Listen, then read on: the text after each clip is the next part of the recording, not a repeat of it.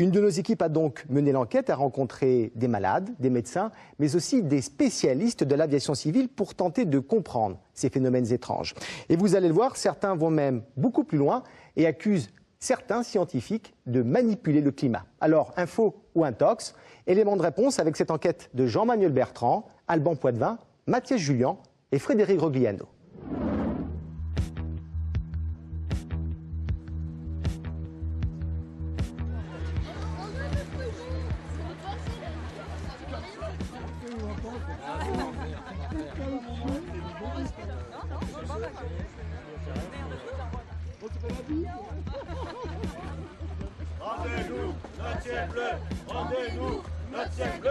Des citoyens qui réclament un ciel pur. Un étrange cortège dans les rues de Montélimar. C'était le 25 janvier dernier, lors de la marche mondiale contre les chemtrails. C'est ainsi qu'ils surnomment les traînées d'avions. Pourquoi vous êtes là en fait?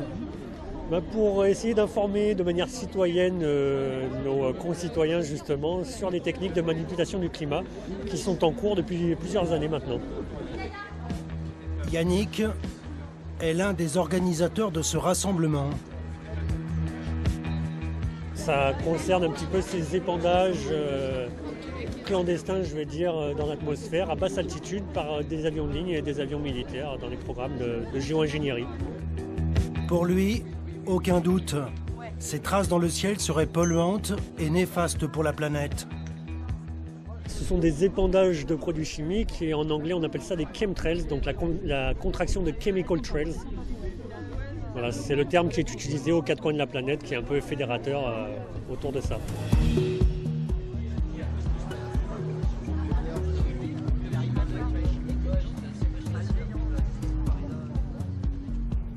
Les chemtrails, un anglicisme qui s'est imposé dans le langage de ces observateurs pour désigner des traînées persistantes au point de voiler complètement le ciel.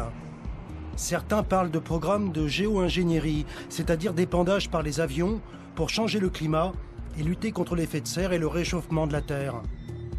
Alors, nouveau scandale écologique ou vaste canular amplifié par les réseaux sociaux sur le net?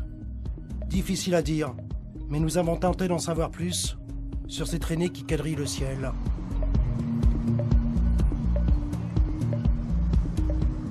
Séverine habite dans les Bouches-du-Rhône, à Saint-Martin-de-Crau. Elle prétend avoir contracté une maladie étrange, celle des morgelons. Les morgelons, c'est le nom qu'on donnait autrefois aux enfants victimes d'une maladie de peau endémique qui est apparue au XVIIe siècle en Provence. Une maladie qui n'est toujours pas reconnue par la médecine officielle. Qu'est-ce que vous avez au visage? Qu'est-ce que c'est? C'est la maladie des morgelons. Donc au début, j'ai eu des gratouilles, des chatouilles, je ne comprenais pas bien pourquoi. Et j'ai aussi parfois des violentes démangeaisons vraiment intenses, avec le visage qui gonfle, je deviens rouge, un peu comme une réaction allergique. Qu'est-ce que vous disent les médecins? Les médecins ne connaissent pas, donc s'ils sont assez ouverts d'esprit, ils veulent bien entendre que peut-être ça existe, mais la maladie n'étant pas reconnue, ils ne savent pas quoi faire, quoi. Pour Séverine, cette maladie dite des morgelons serait provoquée par les chemtrails. Elle a filmé dans son jardin d'étranges filaments qui seraient tombés du ciel. Elle les a confiés sous constat d'huissier à un laboratoire d'analyse. Pour moi, ça vient des chemtrails, ce qu'on appelle des chemtrails, donc des épandages aériens clandestins. Donc ces traînées qu'on voit dans le ciel. Et je pense que ces filaments sont donc des résidus de ces chemtrails. D'ailleurs, c'est ce qui a été mis en avant par le laboratoire Analytica. Nous voici justement dans le laboratoire Analytica, situé à Cuers dans le Var. Bernard Taillé est le premier scientifique en France qui a analysé les fibres prélevées par Séverine. Ce docteur de 3e cycle en chimie reçoit ici des spécimens venus des 4 coins du pays. Ces molécules ne se rassemblent pas, donc elles restent sous la forme de filaments. Et c'est seulement quand on commence à les manipuler qu'on arrive à en faire une petite boule. Mais quand elles sont dans l'air, elles sont vraiment disséminées, dispersées sous la forme de filaments. Ça ressemble à des toiles d'araignée. Et c'est très collant, comme vous voyez, c'est très collant. Voilà. Mais c'est pas naturel alors, si? Non, c'est manifestement artificiel, et ça, j'en suis maintenant convaincu depuis que j'ai pu faire ces analyses, parce qu'on trouve des produits qui sont d'origine industrielle, donc la question ne se pose plus. Son dernier rapport d'analyse confirme la présence de phtalates, des composés chimiques qu'on retrouve dans les emballages ménagers, les plastiques, les peintures ou les cosmétiques. Des phtalates qui se révèlent très toxiques. Ces filaments, c'est une sorte d'arrosage généralisé sur un territoire immense, la France par exemple, voire l'Europe, avec des substances contenant des perturbateurs endocriniens. Ils perturbent notre système endocrinien, et sans notre système endocrinien, on est, enfin je vais être vulgaire, mais on est foutu, quoi. On se dérègle, on devient obèse. Une des causes de l'obésité évoquée, ce sont les perturbateurs endocriniens, une obésité qui se généralise dans les pays développés, industrialisés, où, parallèlement, la présence des phtalates se généralise aussi. Le docteur Taillé va plus loin dans ses analyses. Il s'interroge sur l'origine de ces filaments et il émet des hypothèses. Je n'accuse personne, mais enfin, les choses qui tombent du ciel ne peuvent venir que d'un avion ou d'un aéronef. Les aéronefs utilisent des turbines. Ces turbines doivent être graissées. Dans les graisses, on met des phtalates et dans les filaments, on retrouve des phtalates. Donc, est-ce que, par hasard, ces filaments ne se formeraient pas, alors de manière involontaire peut-être, ou de manière volontaire, à la sortie des réacteurs d'aviation? C'est une hypothèse, c'est tout. Mais une hypothèse quand même étayée par le fait que ces filaments contiennent des produits qui sont connus pour être présents dans les produits chimiques qu'on embarque dans les avions pour les faire fonctionner. Des malades qui prétendent être contaminés par des filaments tombés tout droit des réacteurs des avions. L'information pourrait prêter à sourire, mais certains la prennent vraiment au sérieux. Ça fait des démangeaisons extrêmes. Vraiment, c'est terrible. Bon là, ça s'est calmé. Mais des fois, on ne sait pas quoi faire. Alors j'ai essayé de l'éosine, des huiles essentielles, ça calme un petit peu. Mais ça pousse, quoi, ça pousse dessous. Vous avez des fibres? Oui, j'ai des fibres qui sortent essentiellement du bras et des jambes. Et des points noirs aussi, des espèces de grains. Nadine habite Marseille. Pour son médecin traitant, les symptômes font penser à une maladie parasitaire, la maladie de Lyme, provoquée par des piqûres de tiques. Mais Nadine pense souffrir des morgelons à cause des fils qui sortiraient de ses mains, tout comme ce patient belge qui s'est filmé avant de poster ces images étonnantes sur Internet.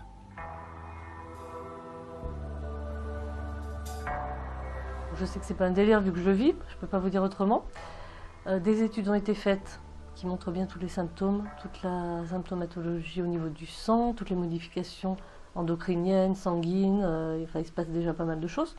Toutes ces personnes ont des analyses de sang communes, donc le médecin qui doute, il ne va pas douter très longtemps s'il s'aperçoit qu'il y a des facteurs communs dans le sang.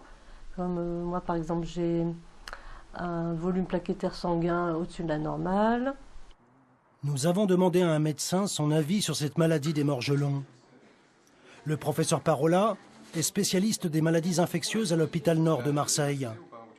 Et son diagnostic sur ces étranges symptômes est sans appel. Si vous allez sur Internet, vous trouvez tout et n'importe quoi. Et je vous garantis qu'en vous levant fatigué le matin, comme la moitié des gens quand ils se lèvent le matin, vous allez sur le site Internet, je ne vous donne pas l'adresse parce qu'il est catastrophique, vous cochez les cases avec les différents signes. Je suis fatigué, j'ai pas trop faim, j'ai pas envie d'aller travailler. À la fin, votre score fait que vous avez sans doute la maladie de Lyme chronique. Donc qu'est-ce que ça veut dire? Ça veut dire qu'il y a toute une récupération de gens qui ont des maladies, sans doute, des vraies maladies, ou tout simplement une fatigue chronique qui fait que, à cause de cette espèce de lobby maladie de Lyme ou à cause de gens mal intentionnés, qu'ils soient médecins, biologistes ou tout simplement charlatans, voire parfois les deux, on les oriente vers des fausses pistes. Yannick, lui, poursuit ses investigations au volant. Donc c'est sur cette barrière à droite, la barrière verte là. il a repéré un de ces mystérieux filaments. Une retombée qui coïncide, selon lui, avec le passage régulier des avions de ligne. Donc voilà, c'est un petit peu ce genre de filament. Même si là l'échantillon est petit, ils sont toujours matérialisés de cette manière. On les retrouve toujours sous cet aspect. Pour lui, ces traces blanches dans le ciel seraient pour le moins anormales. Écoutez, on a la situation là qui est assez troublante où l'avion sort du nuage avec une traînée. La traînée s'arrête et elle reprend quelques centaines de mètres après. Donc c'est une ouverture, fermeture de l'épandage, on va dire. Voilà. Et après, la traînée change un petit peu. Donc il y a une partie persistante, une partie qui disparaît là-bas au loin. Voilà, c'est un petit peu farfelu comme comportement. Et ça a un rapport avec le filament qu'on vient de trouver? Il est bien possible en effet que là on est en train d'observer un épandage et en effet dans les retombées d'épandage on retrouve ces filaments. Direction l'aéroport de Marseille-Provence pour tenter d'avoir des explications sur ces phénomènes. Ce jour-là, les responsables techniques du service environnement ont accepté de nous recevoir pour communiquer sur un nouveau système anti-pollution, le 400 Hz. Un système qui permet aux avions de se connecter à une prise électrique reliée directement à l'aérogare. Résultat, une économie substantielle de kérosène pour les compagnies et moins de particules fines répandues dans l'atmosphère et sur le tarmac. Mais lorsqu'on pose la question sur les chemtrails, voici la réponse qu'on obtient. Alors, j'ai pas entendu parler de cette théorie-là. Par contre, nous, on lutte évidemment à notre niveau, puisqu'on traite les avions qui sont au sol. Donc là, on a traité la partie dégagement de CO2 pour les avions au sol. Et après, effectivement, il faudrait peut-être prendre plus contact avec les compagnies aériennes pour savoir exactement sur quoi, bien sûr, des moteurs de moins en moins polluants. Mais après, je ne connais pas cette théorie-là. Mais voilà, ni les compagnies aériennes, ni le syndicat national des pilotes de ligne n'ont accepté de nous parler devant une caméra. Seule la Direction générale de l'aviation civile a répondu à nos questions, mais par courrier électronique seulement. Et voici la réponse, signée par le numéro 2 de la DGAC. Cette rumeur de chemtrails ne repose sur aucun fondement. Les traînées blanches visibles dans le ciel après le passage des avions correspondent à une condensation de l'eau de l'atmosphère en cristaux autour des émissions normales de l'avion. Elles ne sont pas nocives pour la santé et aucun élément ne contredit à ce jour cet état de fait. Face au silence de certains responsables, la théorie du complot prend de l'ampleur, notamment sur Internet. Ricardo Girodo est le représentant dans la région de l'ACCEPICA, l'association citoyenne pour le suivi, l'étude et l'information sur les programmes d'intervention climatique et atmosphérique. Pour lui, aucun doute. Il y aurait des apprentis sorciers qui joueraient avec le climat et qui pollueraient l'atmosphère. J'ai remarqué qu'on avait souvent des longues traînées, longues et persistantes dans les ciels, capables de blanchir littéralement le ciel en quelques heures, mais on n'avait pas les conditions atmosphériques indispensables pour. Donc, bien évidemment, il y a un problème. C'est difficile de ne pas penser à la géo-ingénierie, et notamment à la géo-ingénierie militaire, quand on est à connaissance de toute une documentation à cet égard. Et à connaissance aussi des conventions de l'ONU, les moratoires concernant cet argument. Donc bien évidemment, oui, il y a un phénomène de manipulation du climat et de l'environnement. C'est un débat ouvert sur la nécessité ou pas d'utiliser la géo-ingénierie pour limiter le réchauffement climatique, notamment avec la gestion du rayonnement solaire. Mais je crois que c'est qu'un niveau de débat ou bien évidemment d'essais à petite échelle. Je crois que s'il y a vraiment une activité de géo-ingénierie clandestine, et on dit bien évidemment clandestine vu les moratoires existantes, c'est peut-être plutôt au niveau militaire, donc secret défense. Vous avez saisi les ministres intéressés? Bien sûr, le ministre de l'écologie et madame le ministre de la santé, qui sont bien évidemment les deux ministères les plus intéressés. Et quelle a été leur réponse? Aucune.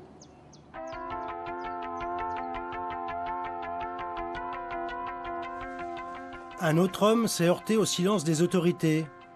C'est un élu des Hautes-Alpes. Joël Giraud est le seul député à avoir posé une question à ce sujet à l'Assemblée nationale. Mais toujours pas de réponse du gouvernement. Ça fait un moment que je me posais des questions en me disant mais qu'est-ce qui peut provoquer un phénomène comme celui-là qui est beaucoup trop géométrique pour être naturel. Et j'ai rencontré effectivement des responsables d'associations qui m'ont parlé des chemtrails. Alors, une théorie comme une autre, j'allais dire.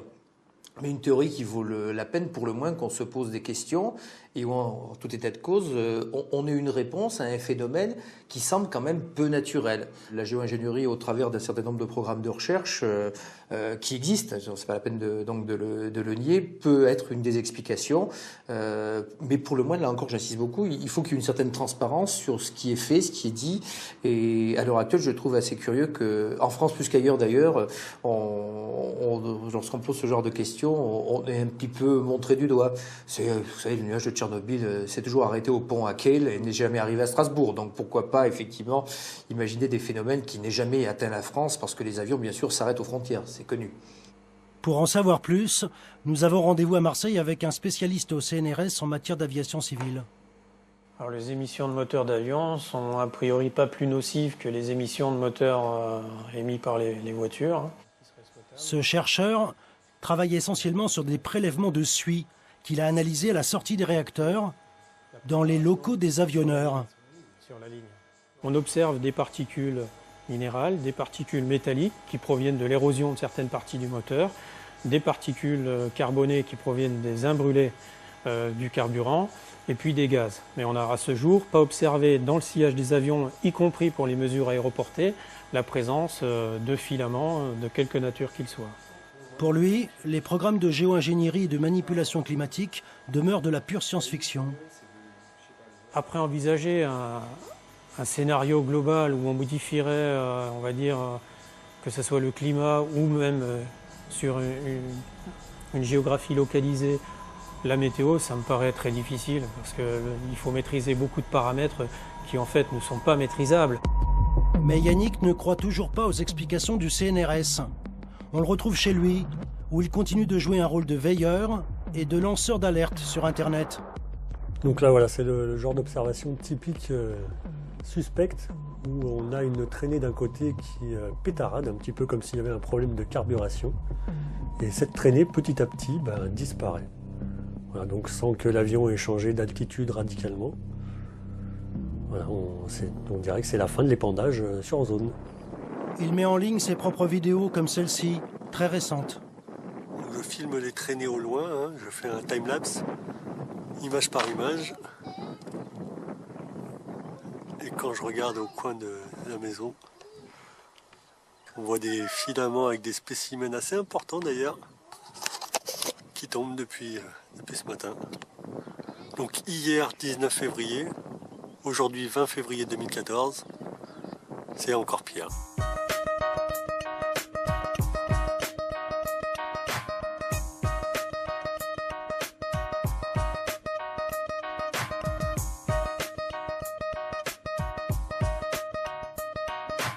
On fabrique des systèmes pour épandre du soufre dans l'atmosphère avec des systèmes qui peuvent se faire à très basse altitude. Donc on pourrait créer une traînée type de condensation à une altitude de 5 mètres de haut. Sauf qu'à la place de la condensation classique qui est composée d'eau, de gouttelettes d'eau et de suie, on retrouve des particules de soufre ou des particules utilisées pour des programmes de modification climatique. À Météo France, un ingénieur nous confirme que ces traînées ont une influence sur le climat et que des expériences de géo-ingénierie existent bel et bien, mais à petite échelle. Ces traînées d'avions ont été étudiées très en détail. On sait qu'elles ont un impact local sur le climat en augmentant un petit peu l'effet de serre. Donc ça fait des températures le jour un petit peu plus faibles puisque ça voile le ciel, exactement comme un nuage naturel. Et ça peut faire des températures nocturnes un peu plus élevées. Donc on pense que ça contribue au réchauffement climatique. Très localement, sur des petites zones, il y a des expériences qui ont été faites sur le terrain pour augmenter la pluie ou limiter la grêle en injectant des produits chimiques dans les nuages. Mais ça coûte cher, ça ne fonctionne que dans des petites zones. À l'échelle du climat, aujourd'hui, on n'a pas montré à notre connaissance de techniques convaincantes de modification volontaire et contrôlée du climat. C'est encore un objectif très lointain.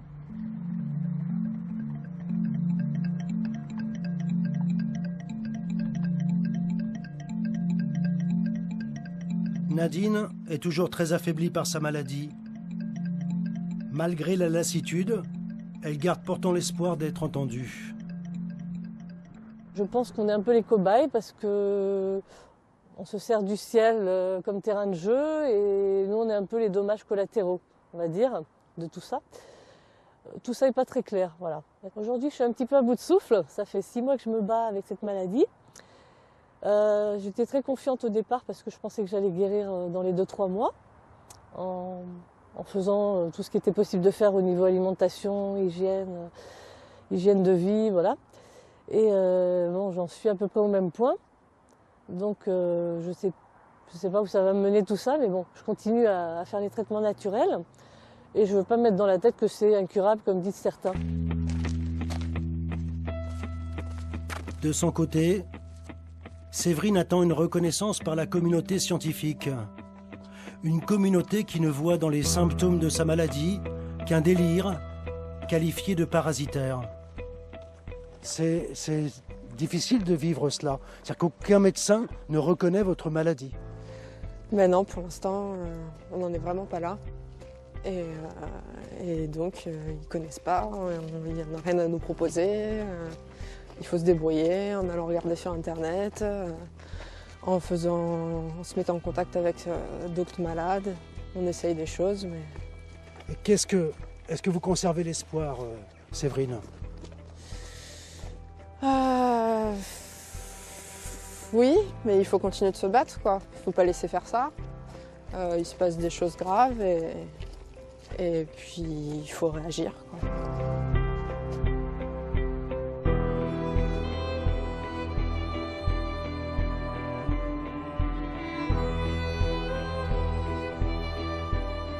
Alors, que penser de la théorie des chemtrails et de cette maladie des morgelons ? Une maladie sujette à controverse, car les chercheurs continuent de s'interroger. En France, mais aussi aux États-Unis, de nouvelles études pourraient voir le jour. La pollution massive de l'air par les industries, le trafic automobile, mais aussi le transport aérien, favoriserait l'émergence de nouvelles maladies sous forme d'allergies et d'asthme dans la population.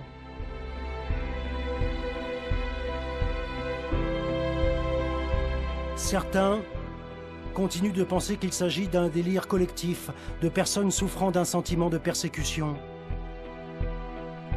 D'autres évoquent un complot à travers des expériences secrètes pour modifier le climat à grande échelle et freiner le réchauffement de la planète. La seule certitude, c'est que ces nouvelles pollutions ont déjà des conséquences sur la santé et l'environnement.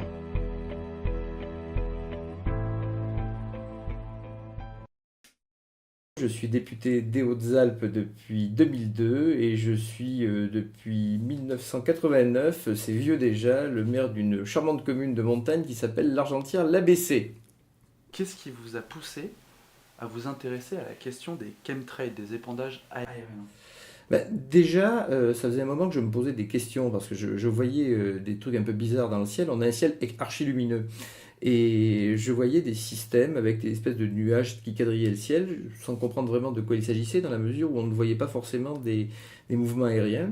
Et j'ai rencontré des responsables d'associations qui sont venus me voir et qui m'ont parlé de la théorie des chemtrails.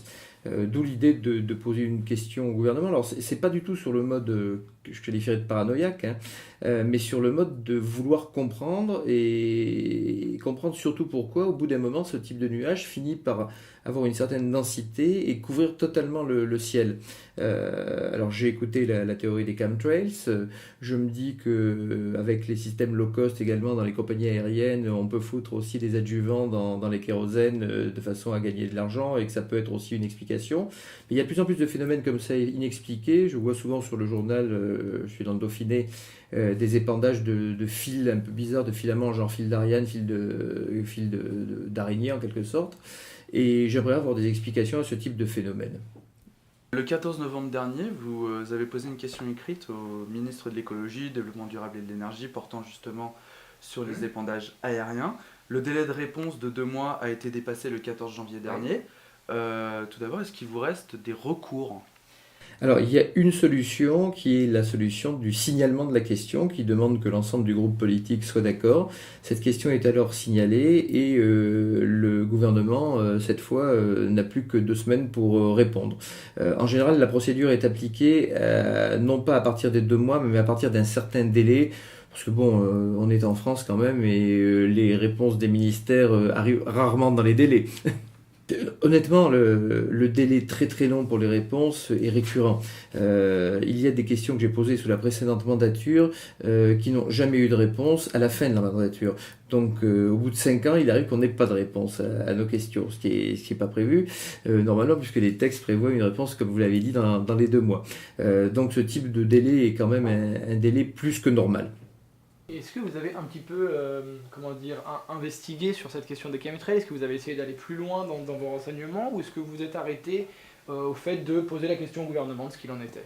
Non, je suis quand même regardé quels étaient les rapports, notamment des rapports internationaux. On me les a fournis, ou je les ai cherchés sur Internet, sur des sites de médias alternatifs et autres, pour voir un petit peu ce qui se passait sur cette question. Et j'ai vu que je n'étais pas le seul à me poser ces questions, et qu'il y avait déjà des éléments scientifiques qui, dans certains cas d'ailleurs, allaient dans le sens de la théorie des chemtrails, dans d'autres cas n'allaient pas dans ce sens, c'est la raison pour laquelle il me semble qu'une petite synthèse au niveau d'un ministère de tutelle me semble nécessaire pour y voir un peu plus clair, avec un comité scientifique qui soit un comité scientifique reconnu par toutes et par tous. Et selon vous, avant que ce comité donne une réponse, qu'est-ce qui paraissait crédible et qu'est-ce qui paraissait totalement hors de propos?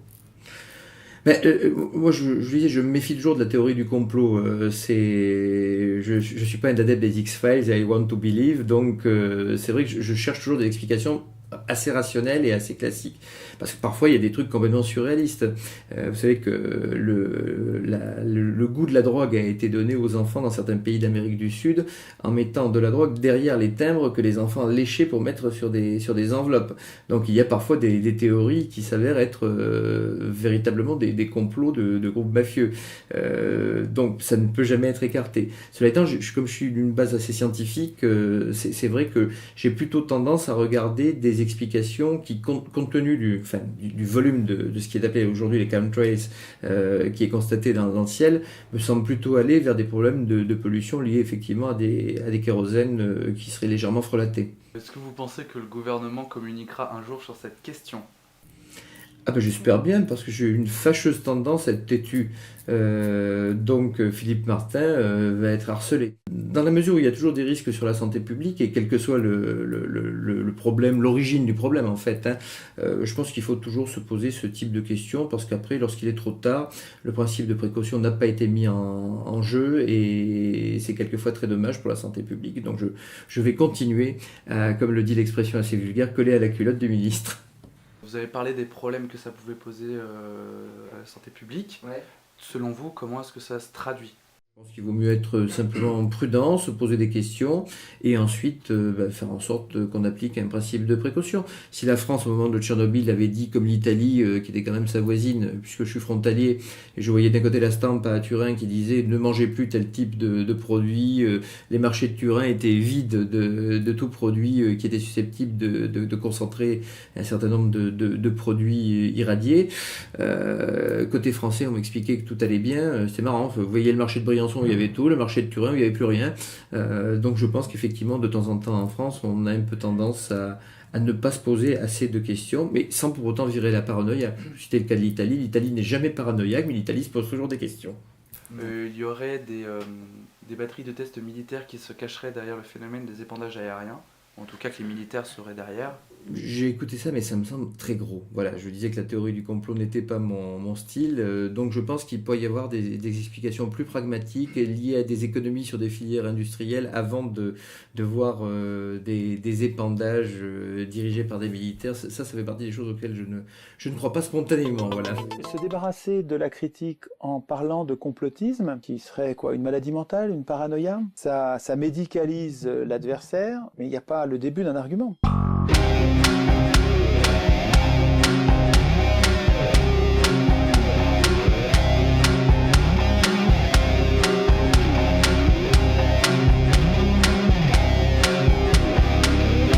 Tu crois ou tu crois pas? Tu crois c'est bien, si tu crois pas, tant pis.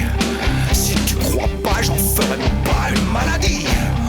Oui mais voilà, réponds-moi non ou bien oui. C'est comme si, c'est comme ça. Ou tu crois ou tu crois pas. Tu crois ou tu crois pas. Toi tu dis noir et après tu dis blanc. C'est noir, oui mais si c'est blanc. C'est noir ou blanc, mais ce n'est pas noir et blanc. C'est comme si, c'est comme ça, ou tu crois pas. La vérité, oui c'est une gymnastique, et c'est comme la musique, et elle est mauvaise. La vérité, pour moi elle est magnifique, faut pas que tu la compliques par tes hésitations.